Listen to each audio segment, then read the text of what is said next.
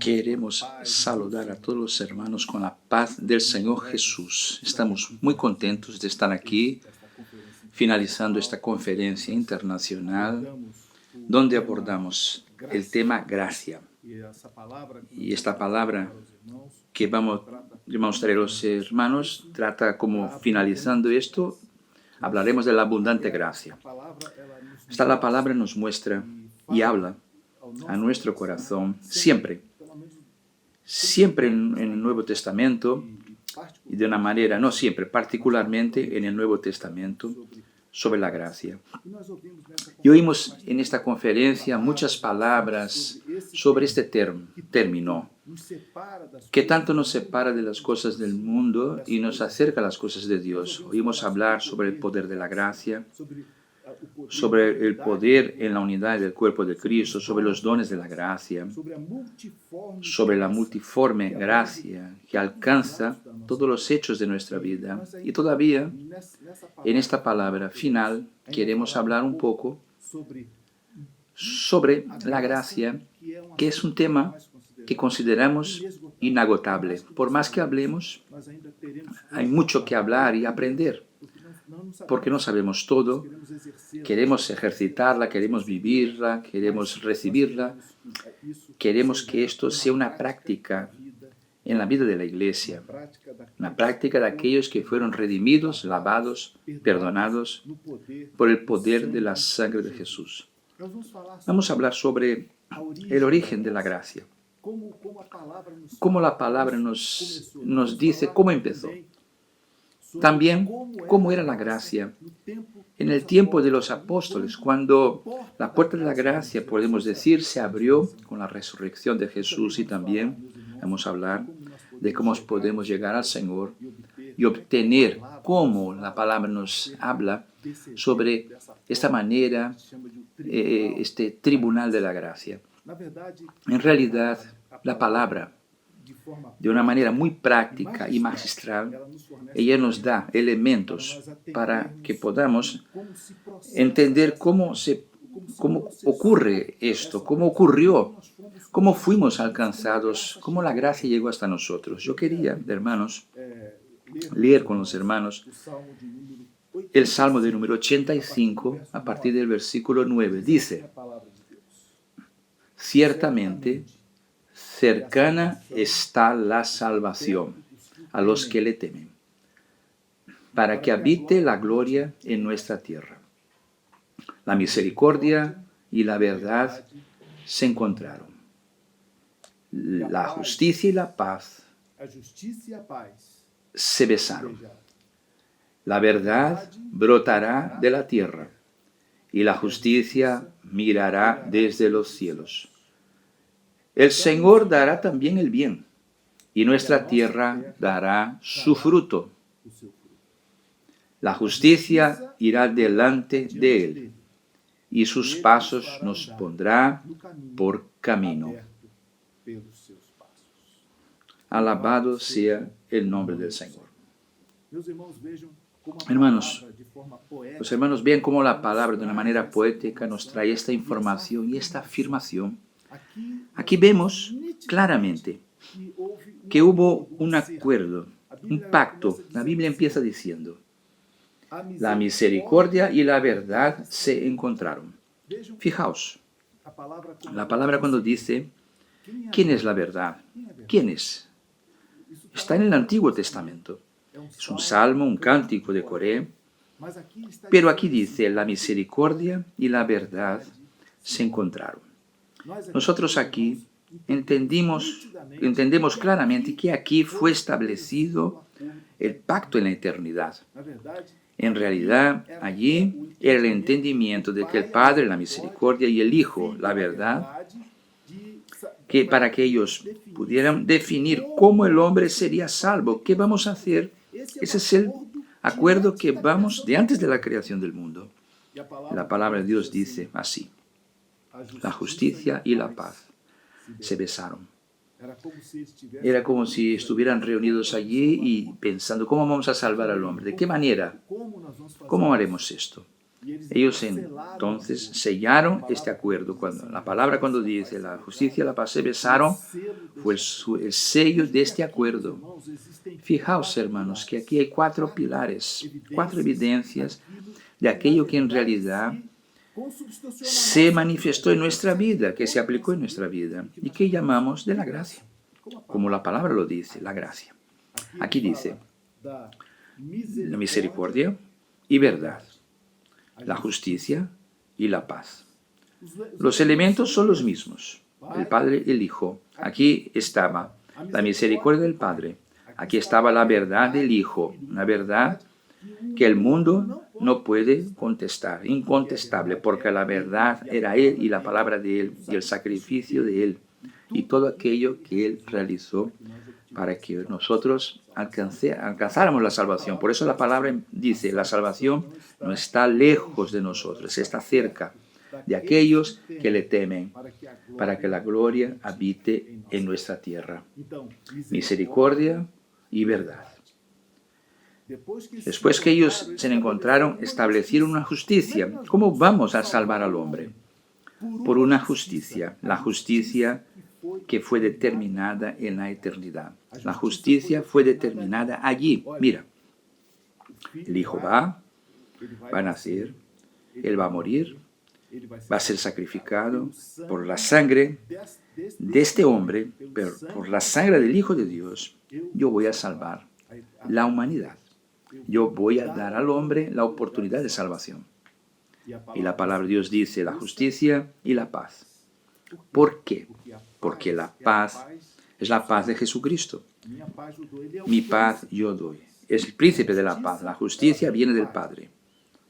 Por eso la palabra, cuando ella sigue, hermanos, dice, ella involucra al Hijo, la gracia que nos es revelada allí. Cuando Él resucita, la resurrección de Jesús, la palabra sigue diciendo que aquí, hermanos, no hay contienda, no hay juicio, no hay juzgamiento, no se apunta el dedo, no hay humillación, no hay nada. Existe una justicia establecida. Nadie puede hoy cambiar esto que ya está determinado. Estos 4 pilares, misericordia, verdad, justicia y paz. Es en este ambiente, hermanos, que la iglesia tiene que caminar. La iglesia no tiene otro sitio, ni otro camino, ni otra manera de entender o de hablar. Es el mensaje de la iglesia de todos los días. Fijaos cómo la palabra dice y sigue hablando, es profético. Como la profecía es determinante y maravillosa. La palabra sigue y dice, la verdad brotará de la tierra. Habla de Jesús, que no vino del cielo como un ángel, que no apareció como algunos podrían hasta imaginar. No, Él nació, Él brotó de la tierra, Él nació como cualquier hombre nace.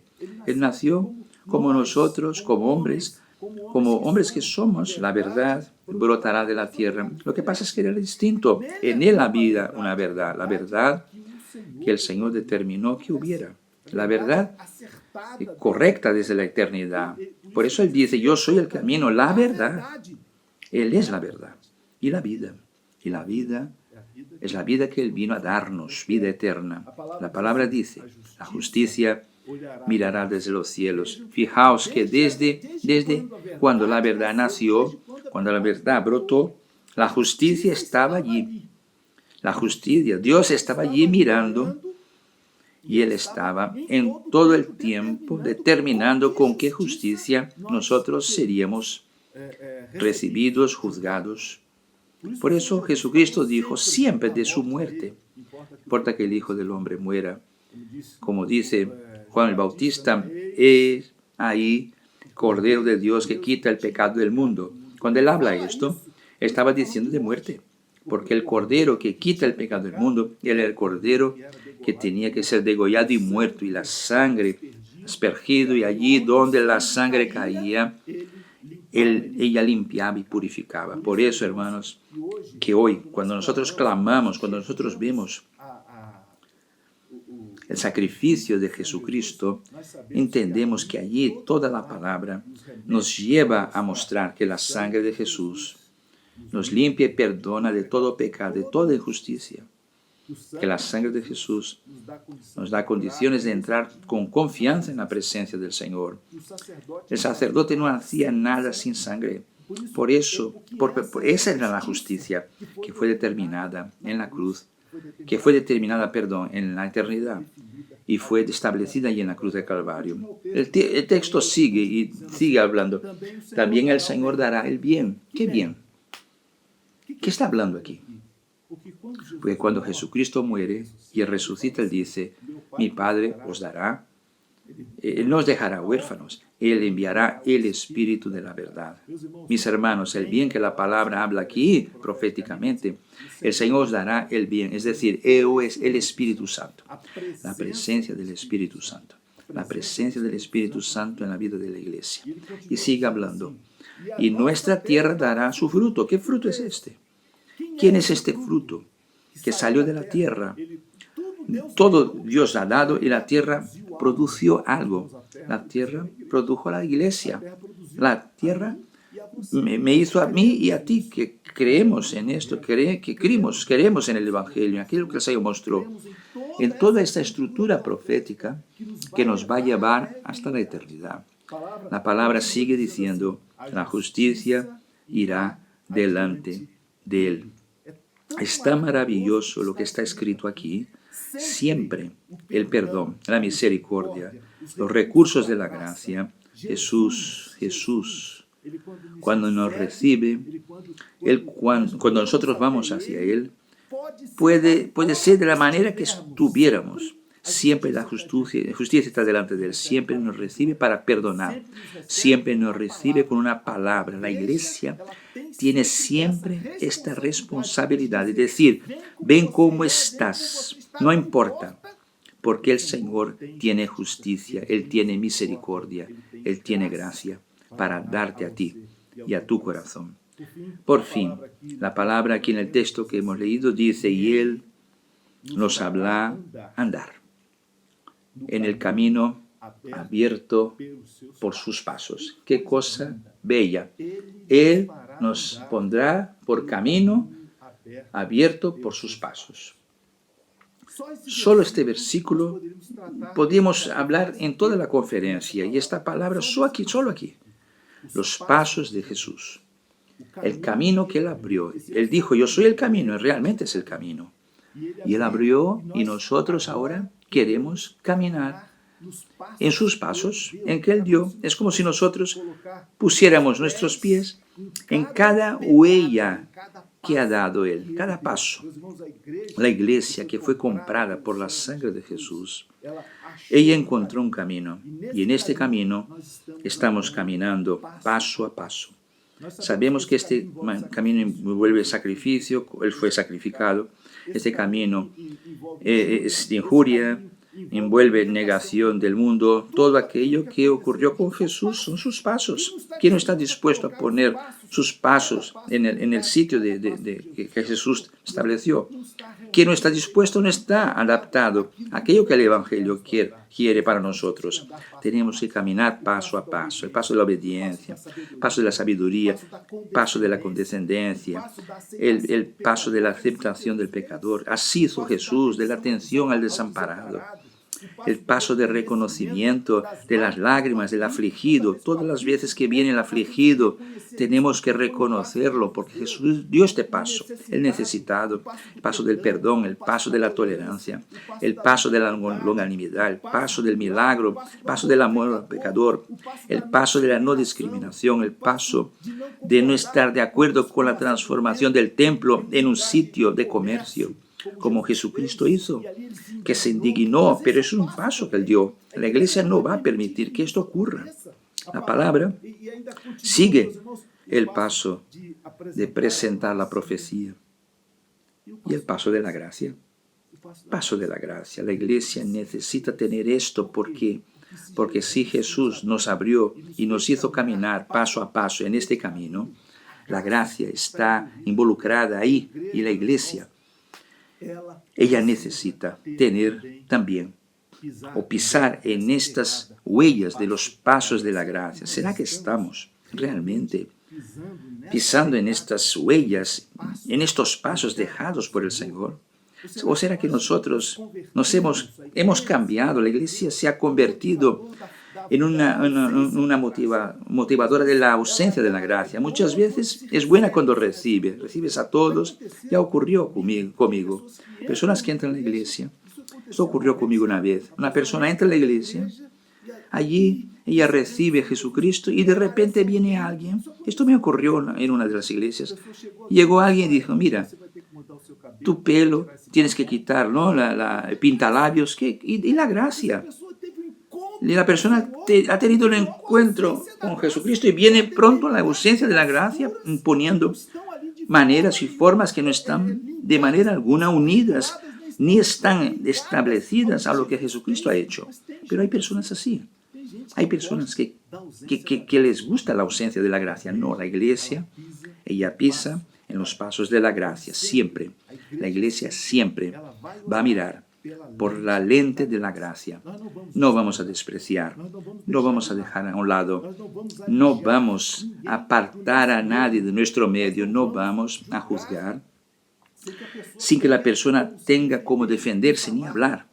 Vamos siempre a mirar por las lentes de la gracia. El cuerpo, cuyo cabeza es Cristo, siempre estará abierto a las personas. Daremos siempre la mejor interpretación y la mejor decisión para cada caso, porque no sabemos lo que Dios quiere hacer. Mis hermanos, la iglesia recibe cualquiera, recibe todos. ¿Y sabes por qué las personas van a la iglesia? ¿Por qué tú pides una oración? ¿Por qué tú llegas y dices, yo quiero una oración? Todas las noches tenemos culto y después del culto quedamos ahí los pastores en una sala de oración, esperando a las personas que vienen y preguntamos, ¿tú tienes alguna necesidad especial? La persona dice, yo necesito esto y esto y esto, ora por aquello, por aquello. ¿Qué es esto, hermanos? Esto es la necesidad de la gracia. Las personas van a la iglesia porque necesitan de la gracia. Ellas van porque buscan oración, porque necesitan que Dios les hable, necesitan ver la gracia establecida en sus vidas y saben que solo Dios puede dar esto. La palabra, hermanos, ella muestra cómo la iglesia vivía y cómo ella se comportaba. En Hechos, capítulo 4, versículo 32, la palabra dice cómo la iglesia, ella cuando fue establecida, y el texto es extraordinario, y cómo ella vivía. La Biblia dice, Hechos 4:32, y era uno el corazón y el alma de la multitud que creían. Y nadie decía que cosa alguna era propia suya, sino que tenían todas las cosas en común. Y con gran poder los apóstoles daban testimonio de la resurrección del Señor Jesús, y abundante gracia era sobre todos ellos. Así que no había entre ellos ningún necesitado, porque todos los que poseían heredades o casas las vendían y traían el precio de lo vendido y lo ponían a los pies de los apóstoles. Queremos meditar un poco en este texto. La palabra dice, y era uno el corazón y el alma de la multitud que creían. Tenían unidad. Había una unidad, y el corazón y el alma tenían una unidad. Fijaos, hermanos, ¿qué podemos decir? Vamos a tener unidad de pensamiento, pensar lo mismo. No. Aquí dice alma y corazón. El corazón estaba mucho más involucrado, el alma estaba mucho más involucrada. Era algo que salía de dentro de cada uno de ellos, no del intelecto, sino del interior de cada uno de ellos. Y tenían todo en común. Tenían todas las cosas en común. Y nadie decía ser suyo propio nada de lo que poseía, sino que tenían todas las cosas en común. Todo en común, como si la necesidad de mi hermano fuese la mía. Y así todo lo demás. El lloro, la tristeza, la alegría, la enfermedad, la distorsión de pensamiento, todo era común. Si tú estás llorando, yo voy a llorar. Si tú estás alegre, yo voy a alegrarme también. Si tú estás triste, yo quedaré triste contigo para alegrarte. Si tú tienes un pensamiento distorsionado, yo Yo voy a estar contigo porque yo quiero que tú entiendas lo que Jesucristo está haciendo. Fijaos, lo que se movía allí era, dice la palabra, y daban con gran poder testimonio de la resurrección de Jesús. Y en todos ellos había abundante gracia. La palabra, el mensaje que estaba allí era el mensaje de la resurrección de Jesús. El Señor está vivo. El Señor murió por nosotros, pero el Señor está vivo. El Señor resucitó de entre los muertos. El Señor nos puso en su presencia. Toda la promesa que Él hizo se va a cumplir, porque el Señor resucitó y el Señor está vivo. Qué cosa maravillosa. No había necesitados. Hermanos, la palabra sigue diciendo, y en todos ellos había abundante gracia. Fijaos lo que dice la palabra de Dios aquí. La Biblia nos está diciendo que sobre ellos bajó la gracia, que había gracia sobre ellos, como si fuera algo, una herencia que el Espíritu Santo les dio a ellos de vez en cuando, en un momento determinado, en cada actitud. No, la Biblia dice que había en ellos, en todos ellos, había abundante gracia. La gracia no venía, estaba presente en ellos, en aquello que ellos eran, en aquello que ellos hacían, dentro de ellos, en sus palabras, en su mirar, en sus pensamientos, en las cosas del corazón. ¿Cuál era la consecuencia? La consecuencia de esto, no había necesitados de nada. Hoy, mis hermanos, como he dicho, las personas corren para la iglesia porque les falta gracia. El mundo no tiene gracia, no tiene la gracia de Dios. Pero ellos necesitan de la gracia. Hay personas así, que corren y corren para dentro de las iglesias buscando la gracia, porque necesitan de esta bendición. La gracia no aparece solamente en un primer momento cuando entiende lo que es la iglesia. En el primer momento la iglesia es maravillosa, preciosa, perfecto. Después se empiezan a pedir las imposiciones, presentando un Dios que juzga, que cobra, que si tú no haces así vas a pasar esto, aquello. Si tú no haces de esta manera, Dios te va a juzgar, Dios no va a se agradar de ti, Dios está reprendiendo. Mis hermanos, el inicio es una maravilla, después la gracia se pierde y ella da lugar al evangelio del miedo, y las personas entonces empiezan a entender un Dios que juzga, un Dios de juicio, que no es el Dios al cual nosotros servimos, la misericordia y la verdad, la justicia y la paz. Necesitamos tener paz en aquello que hacemos, y la gracia de Dios es aquello que nos trae paz y nos da paz en todo tiempo, de vivir con el Señor. Qué cosa buena, yo sé que el Señor, estamos así, mi vida también, estamos orando, siempre estamos orando por algo, pero sabemos que Dios tiene esta paz, esta gracia. La gracia, mis hermanos, ella no juzga, ella no calumnia. La gracia, ella no habla maldiciones para que las personas se sientan dueños de la salvación de ninguna manera. La gracia, ella es amplia. La gracia es la gracia que no juzga, que perdona. La gracia que respeta la decisión de las personas, respeta esas cosas. Jesús nunca encadenó a nadie. Mira, solo aquí. No, vete, tu fe te ha salvado. Vete, puedes ir. Él no sometía, Él no controla a nadie. Pero la gracia, mis hermanos, ella es salvadora. Ella es libertadora.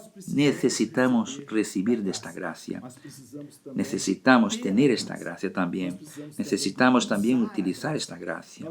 Necesitamos también vivir con la gracia. En nuestros momentos, cuando miramos a alguien, entonces yo me acuerdo de un momento, hermanos. Permíteme contar esa experiencia. Yo estaba llegando al culto un domingo por la noche en la iglesia. En la esquina de la iglesia había un diácono que me estaba esperando, me paró allí y dijo: pastor, no vete a la iglesia. ¿Por qué? Hay un bandido allí en la iglesia, traficante, Después yo enteré que era un asesino, una persona que la policía le buscaba y estaba en la iglesia, en la puerta allí de la iglesia. Y se presentó a alguien y alguien, sin saber, habló mi nombre. Entonces él ya sabía a quién tenía que esperar. Y yo me quedé allí, paré el coche y dije, ¿qué hago? ¿Qué voy a hacer? Llamo a la policía. Si yo llamase a la policía, sería, ¿no?, preso, porque la policía le buscaba. ¿Qué hago? Pedí a mi familia bajar, ella fue para dentro de la iglesia, no la conocía, y yo allí, en aquella situación de querer tomar una decisión rápido, abrí la palabra. Yo pensé, voy a la policía, pero ahí abrí la palabra. El Señor dijo, la sabiduría ya edificó su casa, columnas. Y yo dije, bueno, esto no es sabio, voy a traer un escándalo para la iglesia. Y yo dije, ¿sabe qué? Yo voy a enfrentar esa situación. Cogí el coche, estacioné delante, aparqué delante de la iglesia, bajé del coche. Él vino, usted es el pastor Gerson. Yo dije, sí, soy yo quiero hablar contigo. Yo le dije, solo después del culto, así. Solo después del culto. Primero tú participas del culto, después yo hablo contigo. Todos quedaron impresionados, él también. Alguien le cogió, lo puso allí dentro. Yo fui, hicimos el culto, yo prediqué. Después del culto pedí a los diáconos que asistieran a la iglesia, que yo iba a atender a aquel chico. Yo hablé con él y me contó su historia.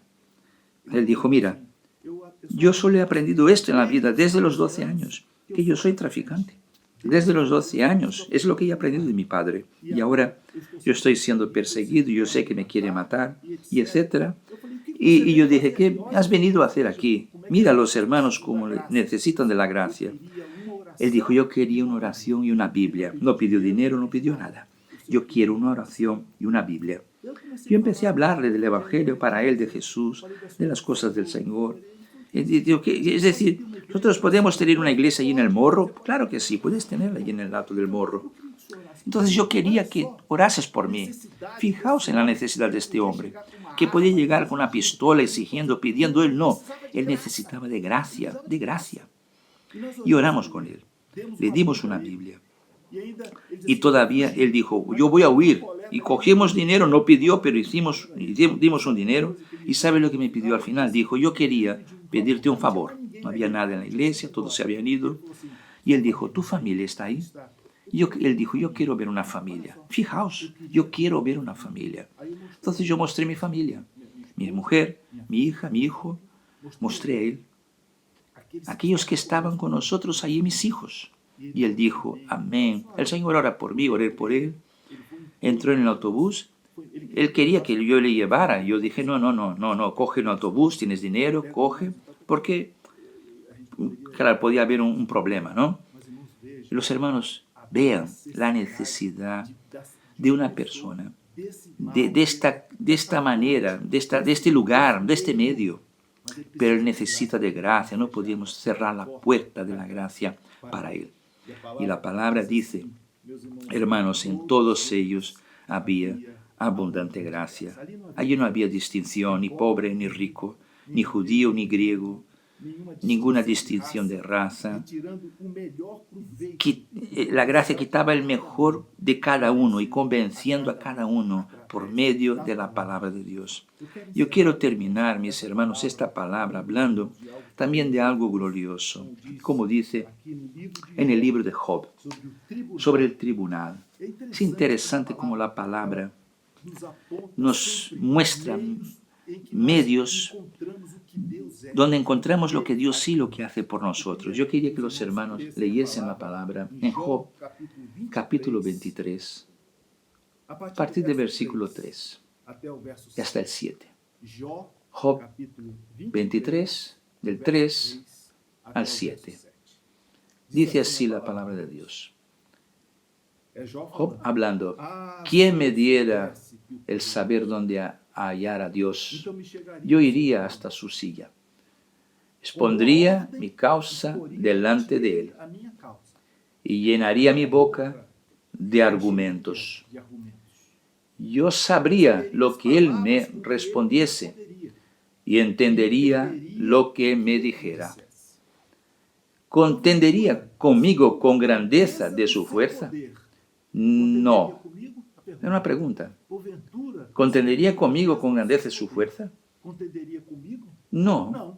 Antes, la respuesta, no. Antes Él me atendería. Allí el justo razonaría con Él y yo escaparía para siempre de mi juez. Mis hermanos, qué cosa extraordinaria lo que está escrito aquí. Este es el hombre, somos nosotros. Somos nosotros. La necesidad del hombre que ahí está. Quizás tú que me estás oyendo ahora. La palabra dice, es un suspiro. Si él supiera que lo podría hallar. Tú puedes hallar a Dios. Tú puedes encontrar a Dios. Qué cosa extraordinaria. Tú puedes encontrar. Si yo supiera que le pudiera encontrar, ¿cuántos se van a lamentar? Se están lamentando hasta hoy. Si yo supiera que podrían hallarle, seguramente me acercaría a su tribunal, a su silla para ser juzgado. Yo quería que Él viniese y hablase conmigo. ¿Con qué ley, con qué juzgamiento? Dice la palabra. Con buena orden, expondría delante de Él mi causa. Yo contaría mis argumentos. ¿Por qué yo he hecho? Todo el mundo tiene una justificativa para su propia vida. Hasta aquel hombre dijo lo que tenía. Mira, yo aprendí solo esto en la vida. Mi padre es así. Y muchos son así, hermanos. Porque saben lo que ha ocurrido en sus vidas. La iglesia está llena de personas que vinieron con sus problemas. Yo expondría delante de Él mi causa y mi boca llenaría de argumentos. Yo quedo imaginando al Señor mirando para nosotros y nosotros no justificándonos delante de Él sin saber cuál va a ser el resultado de eso. La palabra sigue diciendo, sabría las palabras que Él me respondería. Él tiene una respuesta para darte. Dios sabría las palabras y entendería lo que Él me dijera. Todo lo que el hombre quiere saber es lo que Dios piensa sobre Él. Todo lo que Él quiere saber. ¿Cómo Dios me ve? ¿Cómo Dios vio mi vida? ¿Cómo Dios me ve ahora? La palabra dice así. Sabría las palabras que me respondiese y entendería lo que me dijera. Es interesante que la iglesia predica la salvación, predica el evangelio y muchos desprecian esto. Pero imagínate si Dios se acercara y dijera, es de esta manera que yo voy a salvar al hombre y tú tienes que poner tu vida así para que tú seas salvo mediante este evangelio, igual que esta palabra, este Jesús, que muchos están despreciando y están se burlando de Él, pero es de Él, es este Jesús, es de Él que vendrá tu salvación. La palabra dice así, ¿contendería conmigo con grandeza de su fuerza? ¿Es esto lo que las personas creen? Que Dios va a pelear conmigo, es un juez. Tanta cosa mala que he hecho, seguramente Él va a contender conmigo. Él me va a juzgar, Él me va a condenar, y es así que las personas son. Yo ya tuve ocasión de invitar personas para la iglesia, y la persona dijo, no, yo no voy. Yo tengo mucho pecado, no puedo entrar ahí. Y yo dije, oye compañero, tú estás equivocado. ¿Por qué? Porque los pecadores más grandes están allí. ¿Tú crees que están fuera? No. Los mayores pecadores son los que están allí dentro. ¿Sabes por qué? Porque allí ellos han encontrado el lugar de perdón. Allí ellos han encontrado el perdonador. Por eso que fueron para allá. Yo inclusive allí estoy. Yo nunca había mirado sobre esta óptica. Tú tienes que cambiar la manera de pensar. La Biblia dice, según la grandeza de su poder, contendería conmigo. Las personas esperan esto, ¿no? La respuesta es no. Antes, Él cuidaría de mí. Él me atendería. Qué cosa maravillosa. Cosa extraordinaria. Dios no te llama para pelear contigo. Él quiere cuidar de ti. Él te quiere atender. Él quiere cuidar de tu vida, transformarte. Él quiere cambiar la secuencia de tu historia, de tu vida, de errores. Él quiere transformar. Yo podría estar aquí el resto del tiempo hablando de los testimonios de personas transformadas, cambiadas. ¿Sabes por qué? Porque fueron a buscar a Dios, quizá esperando una reprensión de Dios, pero Dios cuidó de ellos. Dios cuidó de ellos. ¿Qué dice el siguiente verso? Allí el justo razonaría con él. ¿Quién es? ¿Quién es el recto, el justo? Aquel que no tiene mancha, aquel que no tiene pecado. ¿Quién es? La revelación de Jesucristo. Nosotros delante del tribunal del Señor, contendiendo con Él, Dios va a cuidar de nosotros. Aún así, el justo, el recto, porque la Biblia dice que tenemos un abogado delante del Padre, el justo, el recto es Jesús. Y Él va a pelear por nosotros. Él va a decir al Padre, mira, no le condenes, cuida de Él. Yo morí por Él.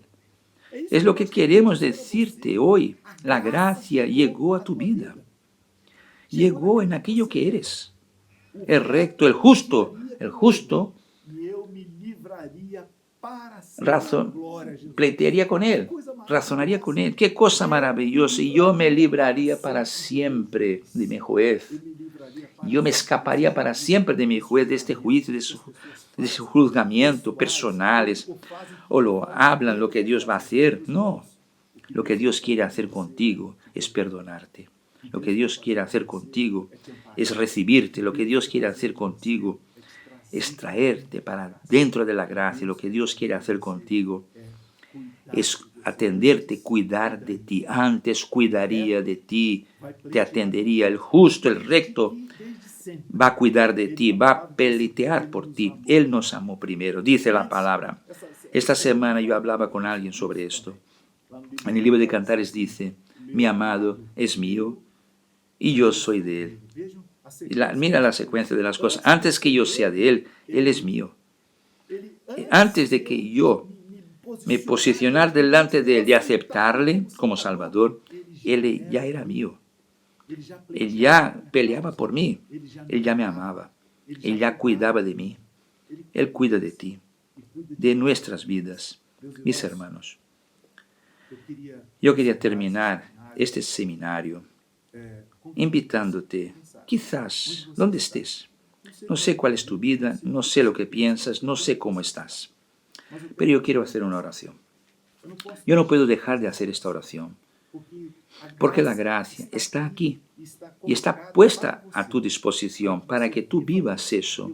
Y yo quiero que tú entiendas que hoy estamos en un sitio en que nosotros queremos que se revele esta abundante gracia en todos nosotros. Y queremos recibirte, recibir tu vida como eres. Queremos enseñarte a ti, mostrarte a ti quién es el justo, el recto, quién es Jesús, su sacrificio, lo que ha hecho, para que tú también tengas tu vida transformada y para que tú también te encuentres con esta manera maravillosa que Jesucristo es. Para siempre me libraría de mi juez, para que tú te libres de este juzgamiento humano, de lo que tu cabeza lo impone, para que entiendas que Dios te quiere perdonar de todo aquello que pasó.